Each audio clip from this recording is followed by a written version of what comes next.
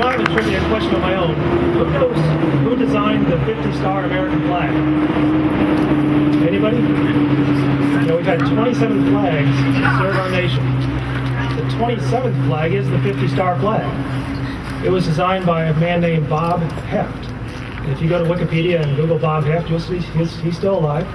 He's coming to Kentucky here on November the 17th, and he's bringing with him the original 50-star flag. That is the flag that flew above the Capitol on July the 4th, 1960. It's currently valued at $3.5 million. He's going to bring it to Kentucky. He's going to show it to the citizens of Kentucky before it heads to the Smithsonian Institute. So go home and Google Bob Heft. He's a great guy, and you have a chance to meet him in Elizabethtown on the 17th. Let me introduce myself, talk to you about why I'm in this race, and talk about some of the issues. First, I'm a 10-year military veteran. I served in the First Gulf War. I defended our nation against drugs.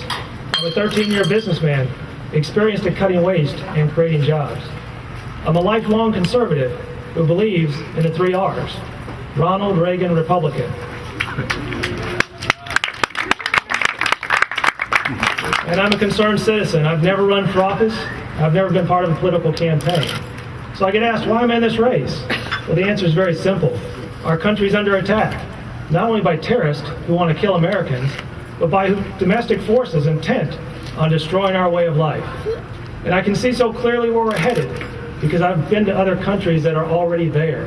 And let me describe for you some of what I've seen in my business and military travels over the past 23 years. I stood in China at a bike factory and I watched them spray painting bikes. They had no mask on their face and the paint was going in their lungs. And I thought to myself, in 5 years they'll be dead. They're probably dead today. I went to the countryside and found that they killed their children sometimes because they needed to have a son. And I thought to myself as I stood in China, there's no respect for life in this land. I went to Cambodia and I stood in the killing fields where Pol Pot committed terror to his own citizens in the late 70s. And you saw huge containers of bones and you thought to yourself, there's no justice in this land. You travel to India where they have real poverty, where you have people living in cardboard boxes, playing in the mud, bathing in a sewage-filled river. And there's no opportunity for them to ever get out of that situation in India.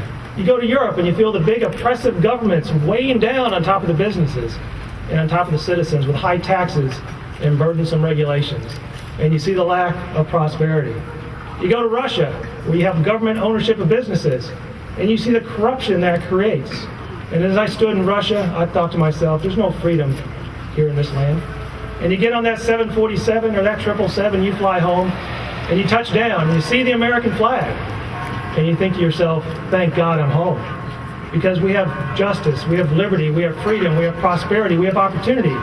And you ask yourself, why is that? Why has America in 233 years become the greatest country ever in the history of the world?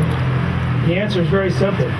Because we are a government of the people, by the people, and for the people. Unfortunately, though, the Washington Democrats have us on a one-way trip to disaster as they simply try to destroy our country. It is time for all of us to stand up, speak out, and push back against this out-of-control government. So that's one reason I'm in the race. The second reason is when I joined the military, I raised my right hand and I took an oath to protect, preserve, and defend the Constitution against all enemies, foreign and domestic, so help me God. And when I'm called home to the Creator and He takes an accounting of my life, I want to be able to say I kept my word. So that's why I'm in the race. There's going to be a lot of talk about money, about polls, and these are all things to try to persuade you to pay attention to other candidates. But if we're persuaded by money or persuaded by polls, we don't vote for who we think best represents our beliefs and our hopes and our aspirations, then we have simply sold off our vote. So make sure your vote counts. Let me talk to you about some of the issues. First, on health care, I don't believe in a public option. No government option. We need to have good market-based solutions. We can have good faith estimates. When you go get your car work done, you certainly get an estimate. When you get yourself work done, you need to get an estimate. We can have insurance available across state lines, tort reforms, enough doctors and lawyers fighting with each other, medical savings accounts, making healthcare tax deductible. They're all good conservative Ronald Reagan solutions. I often hear we have a healthcare crisis. I think we have a jobs crisis. I look around, unemployment's topping 10% in the U.S., above 11% in Kentucky, and our manufacturing companies are closing their doors and moving offshore. That's simply because we have high government taxes and burdensome regulations. We need to reduce taxes immediately. Related to energy, over the past 2 years, we haven't progressed that. A couple of years ago, gas prices were high. What have we done? We haven't really done anything. We need an energy policy that allows us to build refineries, that allows us to drill for oil, that allows us to get coal out of the ground, and allows us to build nuclear power plants. And we need to get busy with that agenda soon. And finally, on the military, I am a peace through strength believer.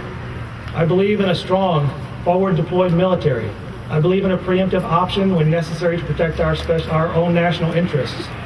I believe in finishing the job in Iraq, and I believe in giving General McChrystal the 40,000 troops he needs to win the war in Afghanistan. And I also believe that we should keep Guantanamo Bay open and keep the terrorists right there. Finally, these are perilous times. We had a great gift given to us by the Founding Fathers, that gift of a government of, by, and for the people.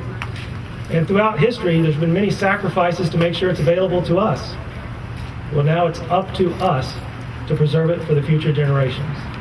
As your United States Senator, I will never give ground on my core conservative principles, and I will work hard every day to retake that shining city on the hill that Ronald Reagan always used to talk about. God bless all of you, God bless our troops, and God bless the United States of America.